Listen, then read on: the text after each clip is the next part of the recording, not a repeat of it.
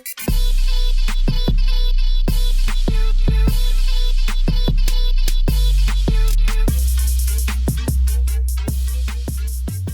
right, Flick Stalkers, so we're over here. We're about to check out the new Ang Lee movie, right? Yeah, Gemini Man. Yeah, Gemini Man with Will Smith, and I think it has Benedict Wong is in it.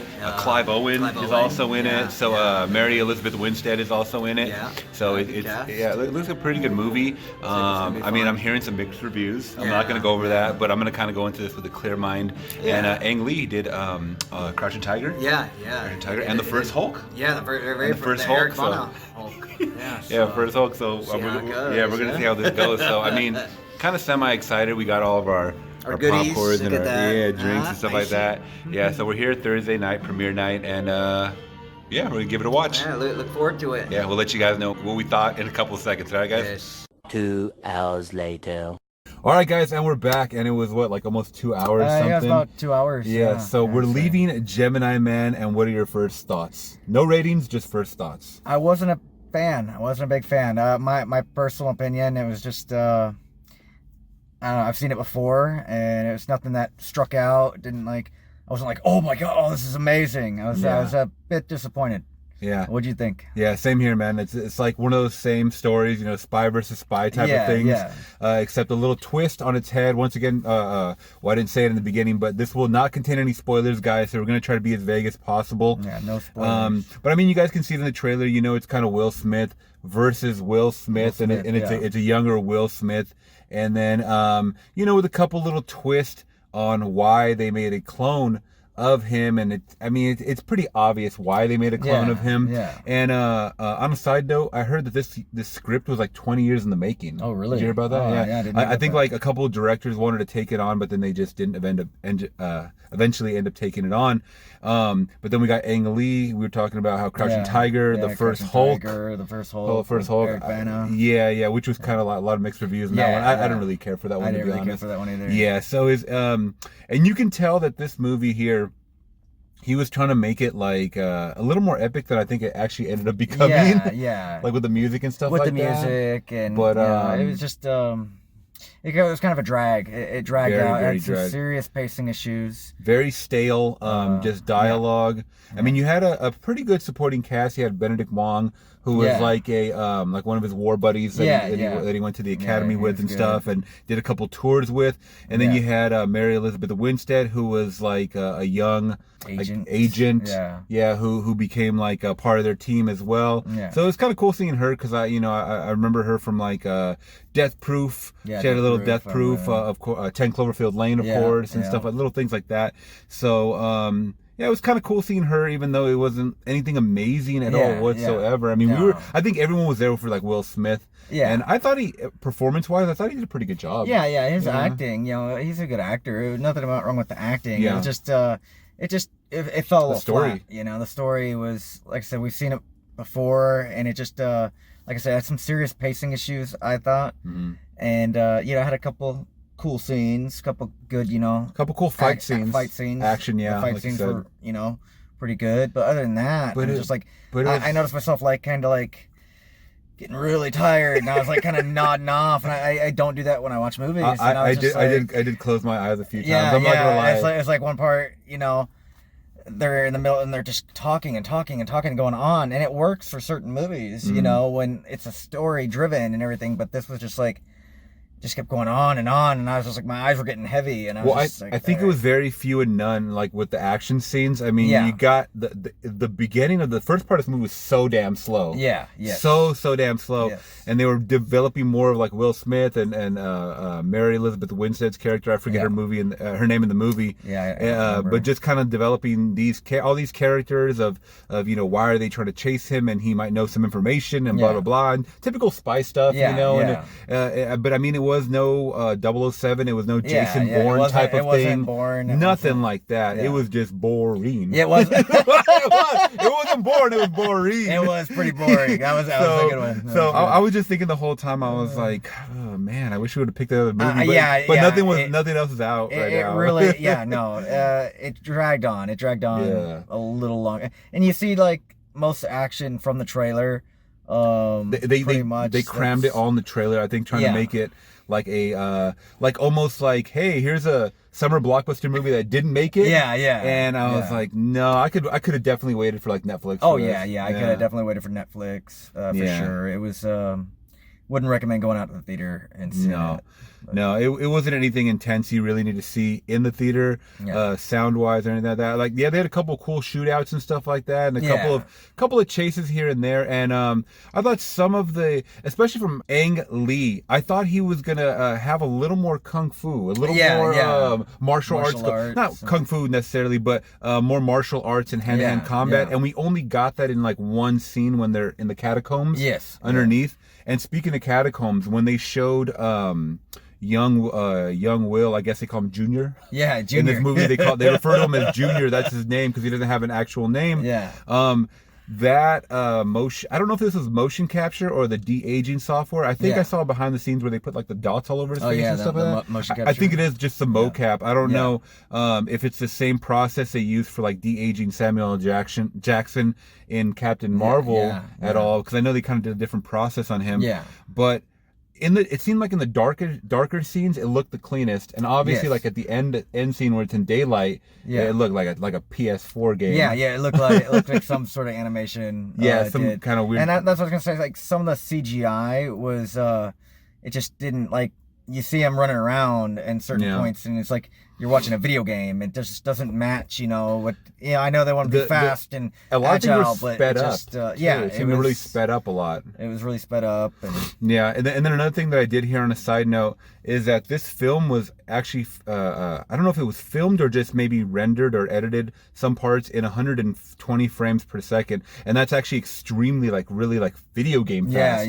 Jerky. Really, because I know they wanted to make it real smooth and fluid and stuff like that, but it ended up becoming just like the bodies didn't look natural. Like it looked like very rubbery. It looked very rubbery, really like Gumby. It was like Gumby walking at certain points. Exactly, and I noticed it. There's a scene. It's not much of a spoiler because I think they show it where young Will Smith is fighting the older Will Smith with the bike. And he's kind of using it as a weapon. He's using it to like hit him a couple times.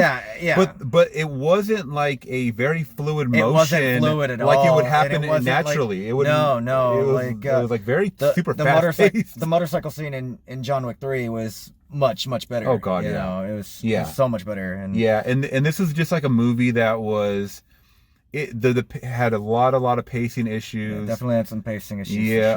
The writing was just so. I mean, it seems like a story that was like 20 years in the making. I don't think anybody wanted to take it on. I feel like this was a movie that should have and possibly could have been made in the 90s. Or even early 2000s, maybe, like, and then people would have been like, that's all right. Like, but just based on, I think, the technology that we have, I think this is probably just gonna be a cash grab for the everybody wants to see how young Will Smith looks. I mean, for the most part, I would say like, I was maybe like 70-80% impressed. With with it. I mean, but it's a definitely cash grab. It's not gonna. It wasn't my driving factor to come out here and see it. I just wanted to see a good movie. I want to see a good movie, But I feel like the theater was not packed at all whatsoever. No. There was not that many people on opening night, by the way. So I think everyone kind of either looked at the reviews or they just didn't care to see this movie at all. Like, we'll wait for Netflix.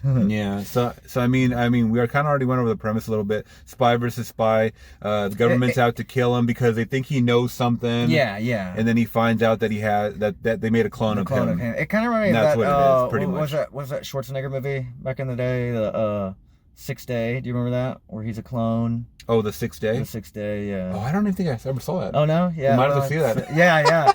I heard that was a bad one, too. It was bad, yeah. It kind of... I'm always up for a good, bad movie. Yes, I'm